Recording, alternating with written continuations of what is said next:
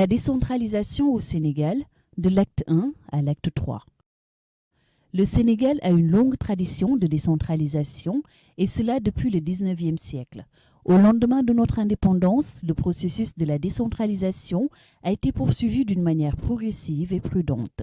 L'option a été toujours de responsabiliser davantage les collectivités de base. Le processus de décentralisation est ainsi marqué par 3 réformes phares dénommées aujourd'hui Acte 1, Acte 2 et Acte 3 de la décentralisation. C'est quoi l'acte 1 de la décentralisation? La réforme administrative territoriale et locale de 1972 marque l'acte 1 de la décentralisation avec l'adoption de la loi du 13 mai 1972 portant création des communautés rurales.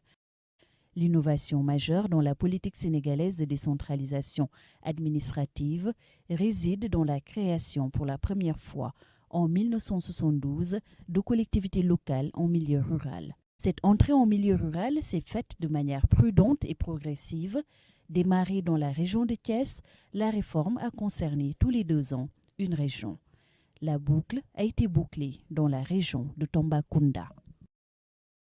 La communauté rurale était constituée par un ensemble de villages. Elle était administrée par un conseil rural qui constitue l'organe représentatif des intérêts du terroir. Cependant, les fonctions d'administrateur de crédit et d'ordonnateur du budget communautaire étaient confiées à titre transitoire jusqu'en 1990 au sous-préfet.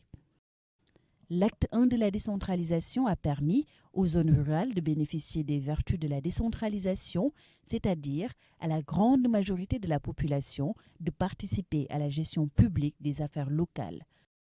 L'acte 1 a aussi permis au Sénégal d'inaugurer une nouvelle ère dans la participation des populations, notamment rurales, dans la marche de la nation. L'exigence de développement économique et de rapprochement des décisions à la base devait inéluctablement conduire à un changement dans le mode d'organisation, de gestion et d'administration des localités. La voie est ainsi ouverte pour l'acte 2 de la décentralisation. C'est quoi l'acte 2 de la décentralisation? La réforme de 1996 marque l'acte 2 de la décentralisation avec la promulgation des 6 lois du 22 mars 1996 et de leurs décrets d'application. Avec l'acte 2, le Sénégal a ouvert une nouvelle ère de nouvelles perspectives d'élargissement et d'approfondissement de la décentralisation. Plusieurs acquis majeurs de l'acte 2 de la décentralisation sont notés. Il s'agit essentiellement de l'érection de la région en collectivité locale, devenue le cadre de programmation régionale du développement économique, culturel et social, du transfert des compétences dans 9 domaines de l'État central aux collectivités locales que sont les régions, les communes et les communautés rurales, de la création de communes d'arrondissement, de la suppression de la tutelle et de l'avènement du contrôle a posteriori de l'égalité. La réforme a globalement conféré plus d'autonomie aux collectivités dans la gestion des affaires locales. L'acte 2 est aussi marqué par un accroissement des responsabilités des collectivités territoriales. Néanmoins, les changements souhaités étaient loin d'être amorcés, car la réforme était caractérisée par une concentration sur les aspects institutionnels, politiques, sociaux et techniques.